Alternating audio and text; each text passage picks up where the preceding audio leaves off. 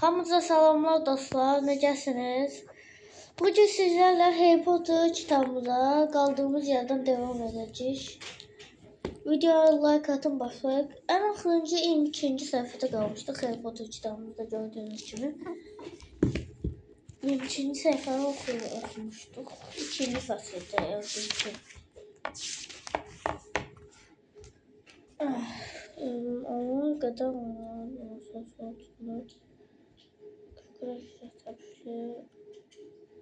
burada. Video başlamazdan əvvəl videoya like atıb abunə olmayı unutmayın və videoya başlayın. Qaldığımız yerdən devam edirik. 23-dən, yəni 22-ni bitirmişdik, 23-dən devam edəcəyik olacaq. Siz hesab edirsiniz ki, siz düşünürsünüz ki, belə məsuliyyətli işi Hagridə tapşırmaq düzgündür. Mən ona həyatımı etibar edərdim. Dumbledore bunu təmtəraqsız dedi. Mən onun sizə sədaqətinə şübhə etmirəm, Professor McGonagall könülsüz cavab verdi. Amma xalqda siz inkar etməlisiniz ki, Hagrid ehtiyatsız və dar düşüncəlidir. Axı o nə baş verir? Gecənin sakitliyini ildırım şaqqıltısı pozdu. Getdikdə faraların işığını tapmaq üçün küçənin qaranlığında boylamağa başladılar. Onlar ağıl eləyib nəhayət başlarını qaldıranda yuxarıdan motor səs gəldi və göydən yekə bir moped düşdü. O düz onların qarşısında yerə indi. Moped çox böyükdü, amma onun üstündə oturan adam lap nəhəng idi. Bu adam adi insandan təxminən 2 dəfə hündür və ən azı 5 dəfə enli idi. Sadə dildə desək, o adamı ölçüdə idi. Üstəlik vəhşi görkəmi vardı. Qarışıq saqqallı və qara saçları demək olar ki, onun bütün sifətini örtmüşdü. Əlləri zibil yeşiyinin qapağı boyda, dəri ayaqqabılar daha olan ayaqlarsa balaca delfin boydaydı. O, öz nəhəng və əzəli əllərindəki yoğun bükülüsünü sinəsinə yığmışdı. Nəhayət ki, Hagrid. Dumbledore səsində açıq-aşkar yüngülləşmək hiss edirdi. Sən bu mopedi hardan almışsan? Mən onu borc götürmüşəm, Professor Dumbledore. Professor Dumbledore. Ehtiyatla mopeddən düşən nəhəng adam cavab verdi. Gənc Sirius Black'dən almışam. Uşağa gəlincə mən onu gətirmişəm, Sir. Hər şey sakit keçdi. 24-cü səhifə keçirik. O qədər də yox, Sir. Hesab edin ki, evin daşı üstündə daş qalmır. Maglar bunu gördülər, amma onlar ora dolmamışdan əvvəl mən uşağı götürə bildim. Biz Brastorun üstündən uçanda o yuxuya getdi. Dostlar, gözləyin 2 dəqiqə bir şey olmuş. Qaldığımız yerdən devam edirik. Dumbledore və Professor McGonagall bükülmüş yorğana tərəf əydilər. Bu bükülünün içində möhkəmcə yatmış uşaq vardı. Alnında qara çəkilin aşağısında ildırım şəkilli qəlbə bir çapıq görünürdü. Deməli məhz bura, Professor McGonagall pıçıldadı. Hə, Dumbledore təsdiqdədir. Bu çapıq onun alnında ömrlük qalacaq. Amma siz bu izi silə bilərsiniz. Ax, Dumbledore.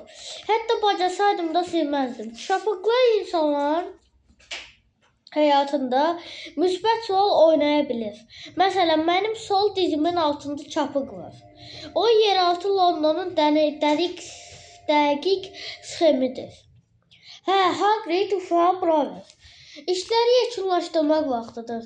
Dumbledore Harry'i qucağına götürüb Dursley'nin evinə tərəf döndü. Mən onunla vidalaşa bilərəmmi? Sir, deyə Hagrid soruşdu. O, Harry'yə tərəf əyildi. Tüklü sifətini uşağın üzünə yaxınlaşıb onu öpdü. Sonra da yaralı it kimi inildədi. Tıs! Professor McGonagall pıçıldadı. Magları oyadacaqsan. Bağışlayın. Hagrid cibindən çeşitli ləkələrlə dolu nəhəng dəsmal çıxardaraq iynələdi və dəsmalla üzünü örtdü. Balaca Harry isə indi Maqların yanında yaşayacaq. Hə, bütün bunlar çox kədərlidir, amma özünü ələ al. Hagrid, yoxsa bizi taparlar. Deyə Professor McGonagall pıçıldadı və ehtiyatlı Hagridin çiynini tumarladı. 25-ci səhifə keçir. Dumbledore alçaq kazadan keçib 4 nömrəli evin pilləkənlərinə tərəf getdi. Qapının astasında o ehtiyatlı Harry'ni yerə qoydu. Mantin yazısının cibindən çıxartdığı məktubu yorğanın içinə soxub onu gözləyənlərin yanında qayıtdı. Bir dəqiqə çiyinləri titrədi. Professor McGonagall qəzəblə kirpiklərini çırpırdı. Dumbledore'un gözlərindəki bayaqçı parıltıdan əsər əlamət belə yoxdur. Nəysə, nəhayət Dumbledore dedi. Bu da belə. Daha bizlik bir iş qalmadı. İndi buradan getmək və bayram edənlərə qoşulmaq daha yaxşı olar. Aha, Hagrid boğuq səslə razılaşdı. Amma mən bu mopedi Sirius Black'a qaydarsam daha yaxşı olar. Gecəni seyrə qalsın. Professor McGonagall, Professor Dumbledore. Göz yaşlarını görəcəksən, qollarını ilə silən Hagrid mopedə mindi.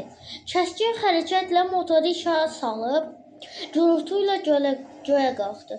Gecənin qaranlığında qarışıb gözdən itdi. Tezliklə sizinlə görüşməyə ümid edirəm, Professor McGonagall.